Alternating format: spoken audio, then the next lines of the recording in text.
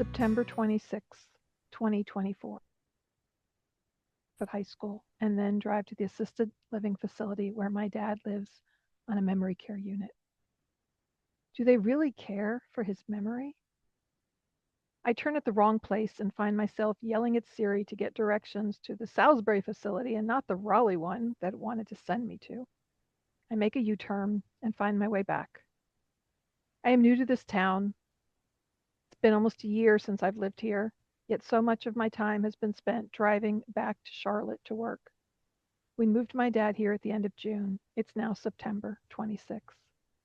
He has moved from walking all over the place, giving seminars in the lunchroom meeting, and throwing things in his room, to sitting quietly with his eyes closed while I feed him breakfast. Parkinson's disease is a gradual decline. 18 years since he was diagnosed. 8 years since his first back surgery that kicked off the hallucinations and behavior issues. This is common with Parkinson's post-surgery anesthesia and pain meds. They all complicate the disease. They can induce or worsen dementia. Here we are 5 years past COVID when the world was shut down, all in the name of protecting the health of our seniors. How ironic. 5 years he was cut off from his regular activities, his social events. Engaging with other people and playing cards is a great cognitive exercise. Muscles weaken when they are not used. The brain deteriorates when it is not stimulated. 5 trips to the emergency department since June. One after he moved in, and one hospital visit the day he was supposed to move in.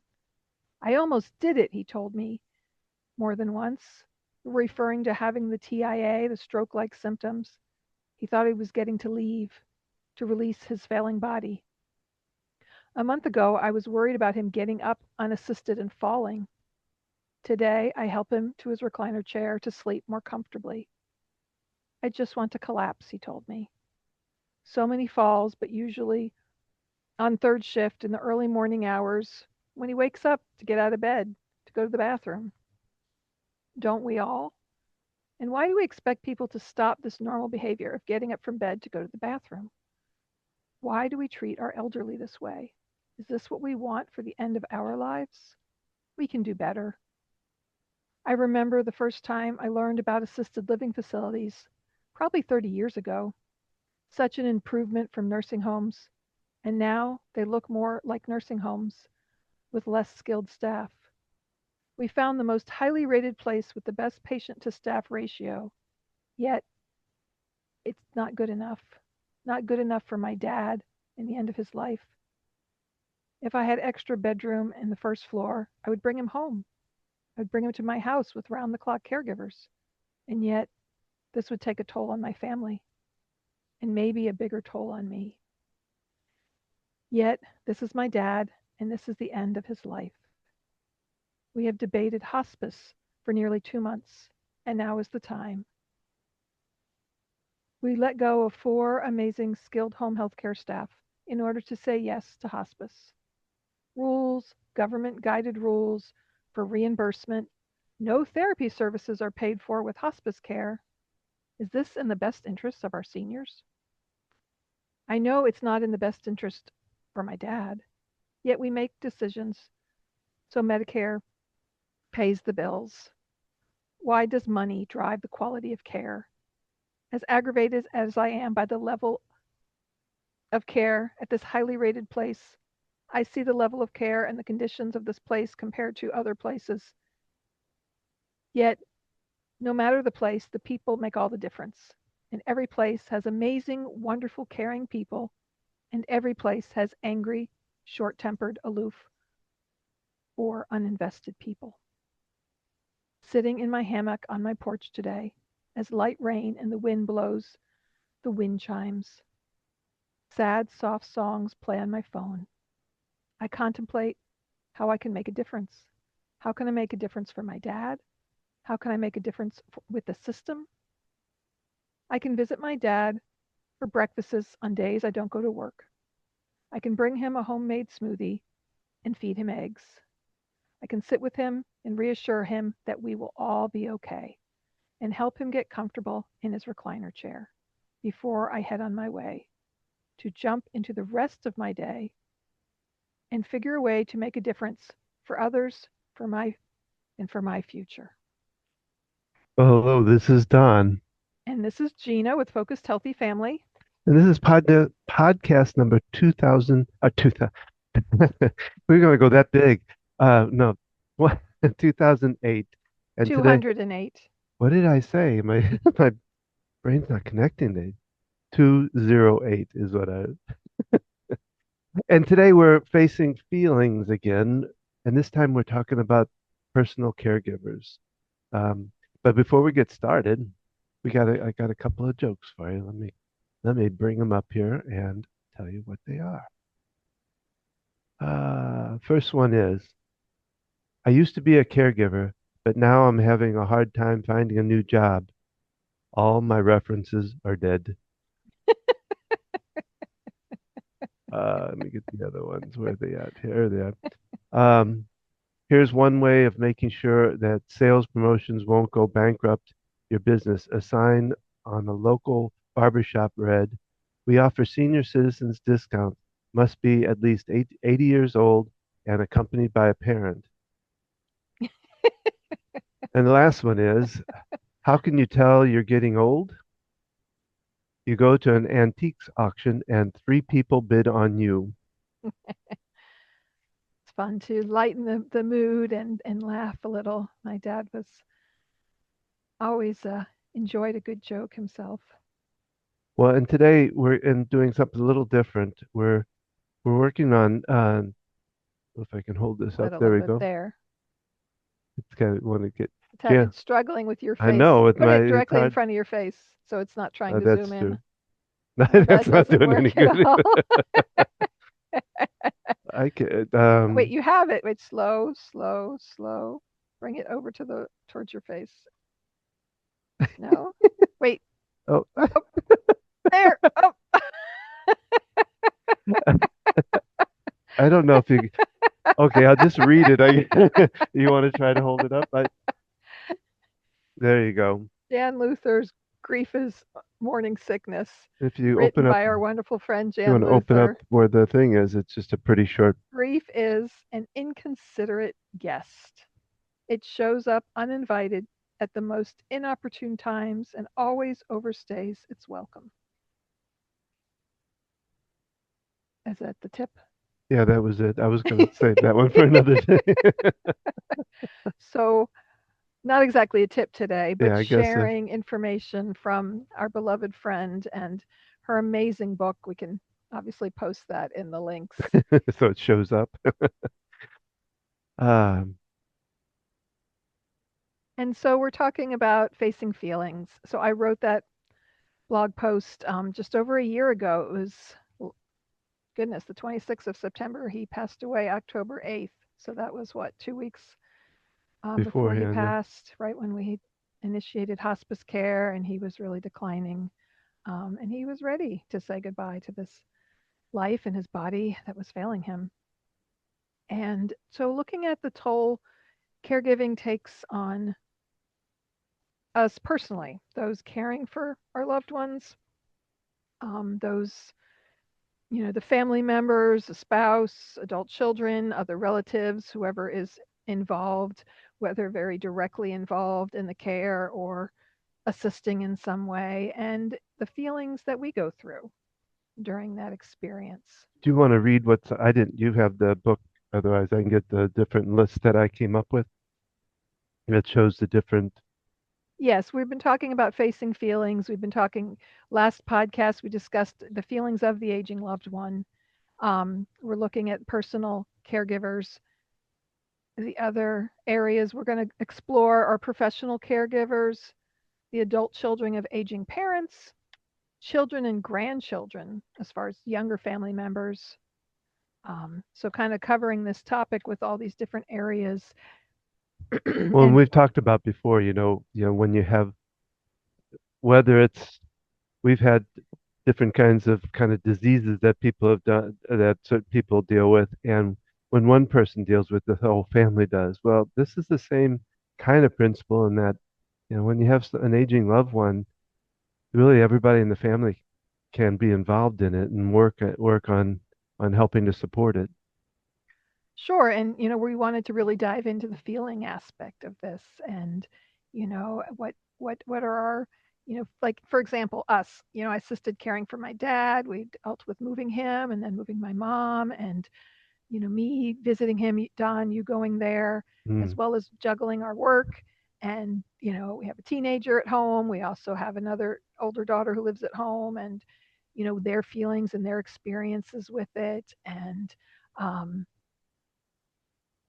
it really, like, for me, it tugged on my heartstrings. I seeing my dad suffer, wanting him to be as comfortable as possible, um, and knowing that the end was coming, and my own personal feelings about not being able to go visit my dad and not having him there. So it's a lot to face.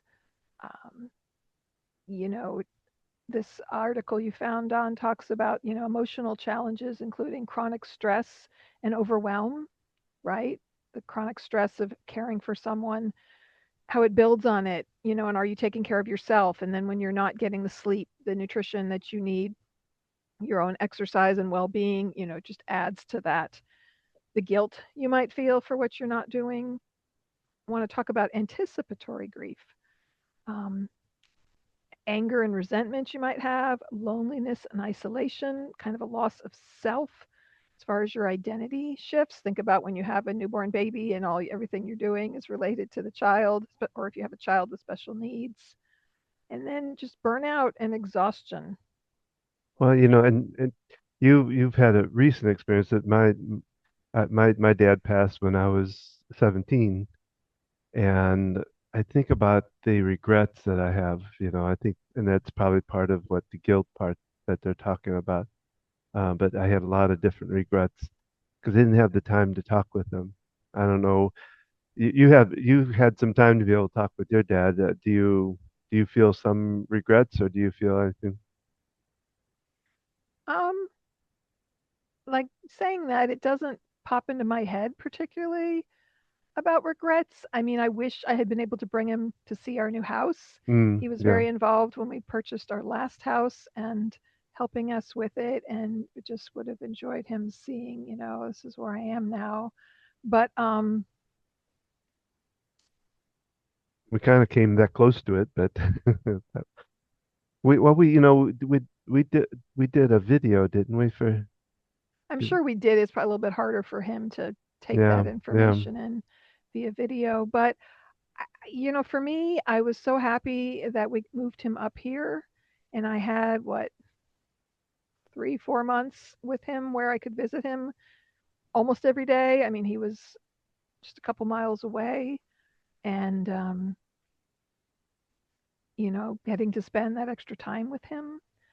We had gatherings with my sister, my brother, other family members, my kids, all of us going there. I remember my parents celebrated their 59th wedding anniversary, August of 2024. And our youngest daughter and me, we got picked up pizza and we brought it over to the assisted living.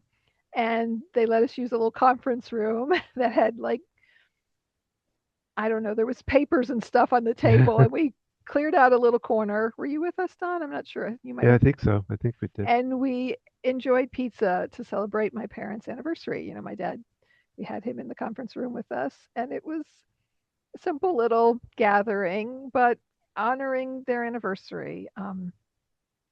And so we had those different kind of moments to spend. Yet, it was hard to see my dad being in a facility. I know Mm. we realized it was so much on my mom caring for him, and it was not in his best safety interest. And he really never tried to exit. As much as he No, tried to escape and run away at other places, I knew he didn't like the stress it was putting on my mom. And so Yeah, he He was felt, kind of resolved. yeah, I was gonna say, I think by the time he got there, he was, like I say, he was starting to get to that place of kind of resolving that this was kind of the last part of his life, or the ending of his life. So, um, yeah, I'm curious what feelings came up for you, Don. I know you got to spend quite a bit of time with my dad, just having lost your dad at such a very young age. And, did it spark feelings when you were with him as far as thinking about, if you had gotten to have a longer time with your father and you never really got to see him age? He was 56 when he passed. yeah, yeah. Yeah, with your dad, I mean, I felt the, more and more as we went through it, it felt like he was kind of my dad, and I don't know. I, I I tried to do as much as I can to cheer him, to make him laugh, Hmm. because even when he wasn't expressing much, he'd get a little smirk on his face. You could tell that he had a little bit of laugh, still in him. So He appreciated your humor for yeah, sure. I'm just curious, though, personally, your own feelings and dealing with it and being there with him. And I know, it's different for different family members. You know, I know my brother and sister had different experiences than me. For me, I've worked in geriatric care for so long that I felt comfortable at the facility just because that was kind of like my usual place. And yet at the same time, it was very different having my father there. yeah. I'd get him up walking and be like, okay, Dad, I'm your therapist now. And other times we'd just be sitting and enjoying some music together. Um, I don't know. It's hard to, you asked about feelings, and that's always a tough place sometimes for me to go to. I felt I don't know. I was trying to do my best to make him comfortable, make him happy where he's at, and that kind of satisfied me. I had one of the nurses came in at one time, and I'm trying to remember. I think I'd gotten him from the chair to his thing, and I was putting his legs up on, and she looked at me and she said, "Wow, you are very caring for your." And I said, "Well, he can't do this himself, and I want him to feel comfortable, and we're not typically used to seeing that in a son in law. yeah, And, I know, I think at the time we talked about how when they see a man jumping in as caregiving, how, wow, we compliment and uh, praise that. And yet women do it all the time. yeah, yeah, But I mean, I know they pointed out how involved the whole family was yeah. and how um, there were a lot of sad feelings there. There were frustration at times when he was a little agitated, and Oh yeah, what sometimes I went and I brought things to do, and we were too busy going, I don't know, just moving about, keeping an eye on him. And then there were times when, well, more near the end, when it was just sitting there with him. But yeah, there were frustrating times, when you got that.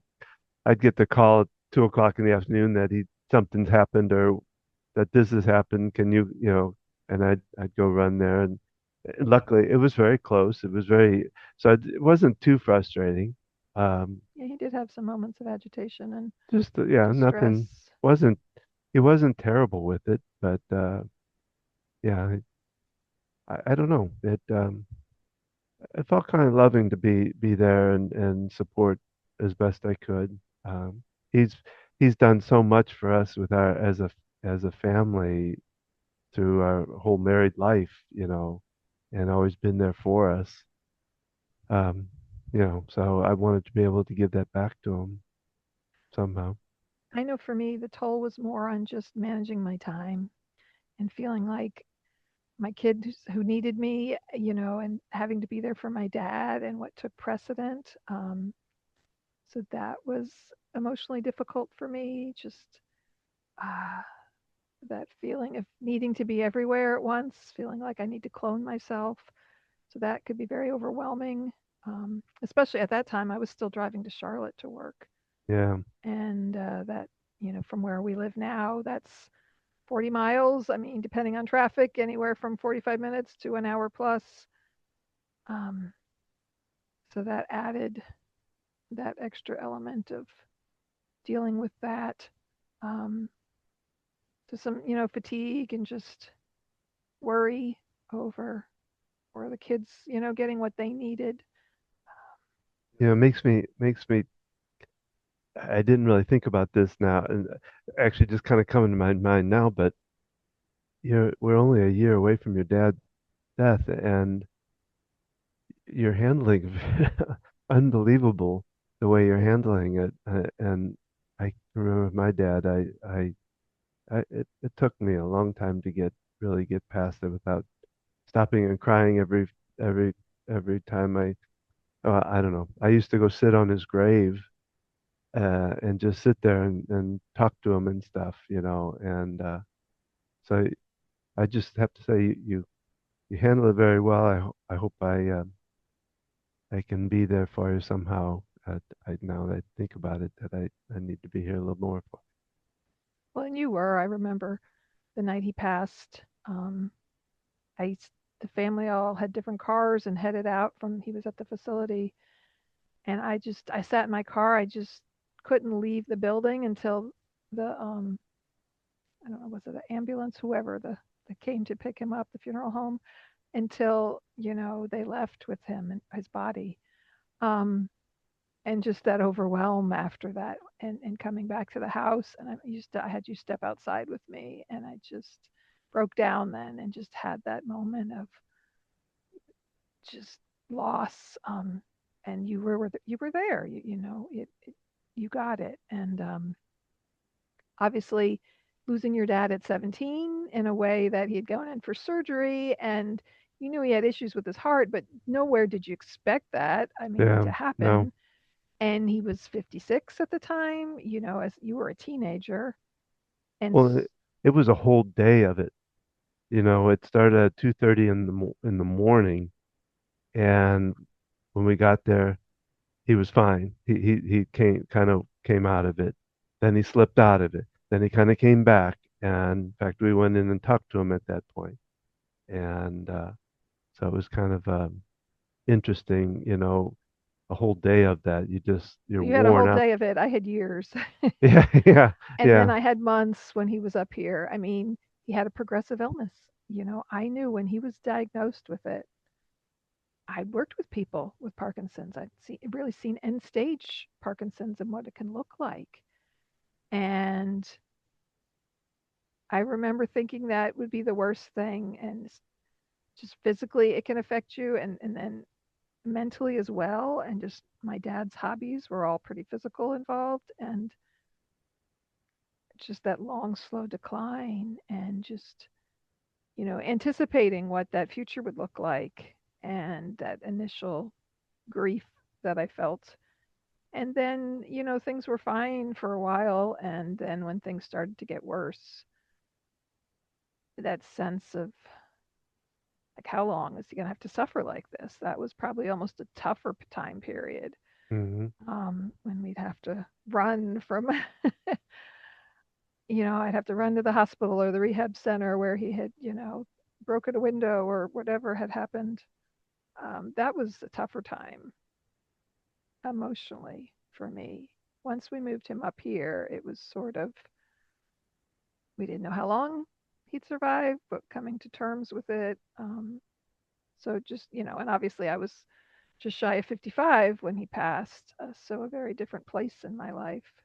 Um, and, then looking at like my mom, she was the spouse, she was the main caregiver, and taking care of him at home and taking him to the daycare center, and all the things that she did to care for him for so long.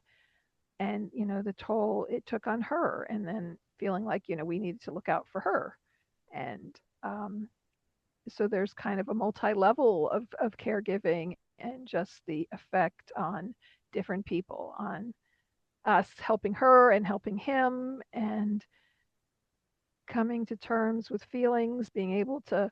I know with my dad, he was so paranoid if we talked with him, even if we were in a different room than him.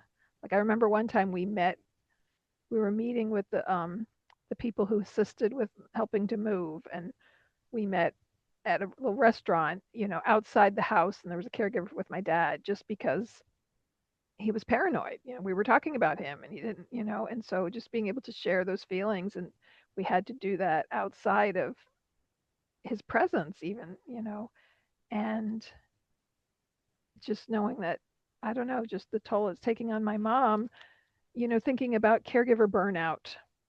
Just I found an article. This is from Cleveland Clinic. Caregiver burnout is a state of physical, emotional, and mental exhaustion that happens when you're taking care of someone else. Stress caregivers may experience fatigue, anxiety, and depression. You can reduce your risk of burnout by participating in respite care, joining a support group, or talking with a mental health professional. And it just talks about, who's a caregiver. Caregivers, any person who provides physical or psychological care to someone else. Caregivers help others who aren't able to fully help themselves in some way due to declining health, illness, injury, or underlying medical condition. And they talk about someone with cancer, chronic illness, mental health conditions, Alzheimer's, dementia, multiple sclerosis, Parkinson's, a stroke, traumatic brain injuries, just to name a few. And if you're involved in helping someone with their daily routine, from getting dressed, taking a shower, preparing meals, assisting with homework, medication management, managing finances, transportation, monitoring someone's health, even if your loved one lives on their own, just having to be in touch with them and paying attention to what's happening, and advocating and communicating their needs. Sometimes it's just a matter of being there at the doctor's appointments with them. So, thinking about that, people don't always consider themselves a caregiver if they're just a family member. And, well, my Hmm. mom doesn't live with me. She's at this independent living facility or whatever, and I just support her and I go over once a week and fill up her pill case or whatever. Um, you're still providing assistance in some way. Whether you're managing things financially or you're meeting her at doctor's appointments or taking her to them. Um, it's still, it's something you're responsible for. It's something that you take on as a responsibility, and it's family. So it's it's not like choosing a job. Excuse me. Well, you talk a lot about the anticipatory grief, I think it Yeah, is. that was Yeah. a whole nother article I had pulled out. Um, but yeah, just and I mentioned that briefly. Excuse me. When I knew, my dad was diagnosed and what that looks like at the end. So anticipatory grief can look like, knowing someone is dying, um, or even it doesn't have to be dying. It's just a decline in health, a change. Well, it's got so much unknown in it, because you never, I've seen people that get sick and within weeks they're gone, and then some that drag, that drag on for like, well, your dad dragged on for what, 17 or 18 years, Well, but I mean, initially it was dragged on. I mean, he had good Yeah, that's quality not, of I shouldn't life. say, yeah, that's not the Probably, best way to put it. yeah. But But just knowing what could be coming, I remember yeah, him even talking about, I'm going to become a vegetable eventually. And this is probably 5 years ago or so. And just him, just imagine what he felt yeah, anticipatory wise, and just knowing the effects on his body that this, excuse me, illness was having. I need to, let's all drink. We experience grief typically as a typically as a reaction to loss, but it can crop up before a life transition because it can be, in preparation for moving or a job change or Yeah, that's true. other a divorce, children leaving home, other changes in our life. Well, we don't think about grief when it comes to moving or job change. At least it hasn't been. I think more and more we're getting more used to the idea that grief can happen for a lot of different changes in life because it's no matter what, even when somebody's dying, it's the life still changes. Your the the personal lives of the people around this person, but also the person themselves. So yeah, the, that's something I've played with a lot with different clients is, dealing with grief and how well, and then taking the grief and going too much in society, I think, tries to cut that grief short. That says after 2, 3 months you should be good to Well, go, yeah, kind of get thing. your grieving done and then get Get it back to your done, life. get back to life, and that you've changed your life, and that's that's got to be a process too.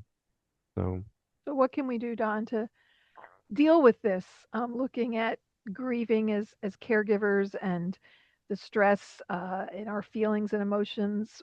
How can we best take care of ourselves? well, in Jan's book, there's the I think the whole second half is about using the tapping to slowly work through the issues of grief. So, and like I said, I've worked with patients myself that have dealt with grief, and it's really in that kind of when we're doing that, we're really just letting them express what's going on and letting them get out what needs to come out. It really is not so much on me except to facilitate and let it know that it's okay and Being let an them, active listener. yeah. So, whether it's having a really good friend you can confide in, having a professional, a therapist, or other counselor, using tools like EFT or other modalities that help you manage your own stress, trying to find a way to get a little exercise in. Listen to Rita Gardner's self care tips for, whether you just spend 15 minutes marching in place, listening to some music or watching something on TV, just pump up your energy level. I always used to recommend stepping outside, even if it's for 30 seconds, to just breathe in the air and just notice things outside. And letting it out too. I think a lot of times just letting whatever feelings are going on.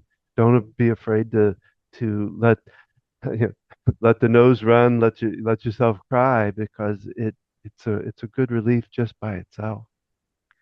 So yeah, and finding what, where do you feel safe doing that? What, do you want to just be alone in your room and kind of letting your loved ones know, kind of having a, especially if you're dealing with an anticipatory situation and or wherever you're at in the process, but saying, hey, if I say, hey, I need some time, that means just leave me alone, maybe check on me in an hour or, whatever it is that you need. And, so you have to identify what those needs are. And so writing it out can be a great way to kind of process and kind of, you know, just write down your feelings and kind of it helps you to kind of pull it all together and figure out what benefits you the most, how you can support your own self, right? Because we can't do any good caring for others if we are not caring for ourselves. We got to put our own oxygen mask on. And this goes in hand too with dealing with our feelings and caring for someone and dealing with issues with grief.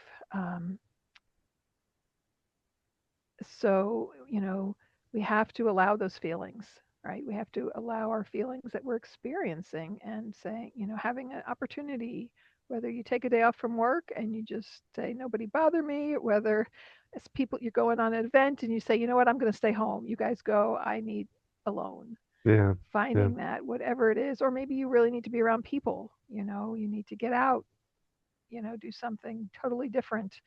Um, Well, I talk about, and this has a little bit to do with this, is that I call it the sticky notes scenario. So if you think about when you want to change something in your life, you write a sticky note. Then maybe you put it on the refrigerator or in the bathroom or something. And I think the more you're able to see that, it slowly fades. And I think the same thing with grief, that it not it fades, but that it morphs into a different place. It goes from grief and some pain to it to grief and sadness. And it's after so much time of looking at that sticky note, it fades too. You don't see it as often or pay attention to it. I don't know if that fitted or not, but I just thought about that. yeah, I mean, there's so many components to this. There's so much that we could talk about and discuss. We're looking to set up some interviews with people to kind of delve into different aspects of this. But looking at our feelings is not something we always do very well. Like for me, writing about it has really helped. And when I started that blog, it felt good to hit publish and just know someone else might read it. Even if one person reads it and goes, wow, that helps me feel supported.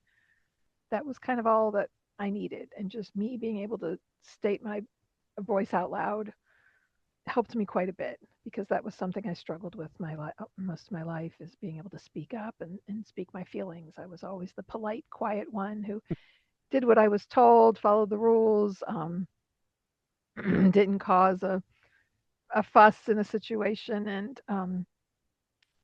But because of that, I often felt invisible and ignored. And so for me, getting those feelings out and expressing them, whether sometimes it's scribbling in my notebook, if I'm angry, I've done this angry at you, Don, and it just write it all down and get it all on paper. It is really a release to do that. I know I've talked in my own support group with the other women I'm involved with, writing a letter to someone, even if they're passed or you're not going to send it, but just the act of writing it out can be releasing.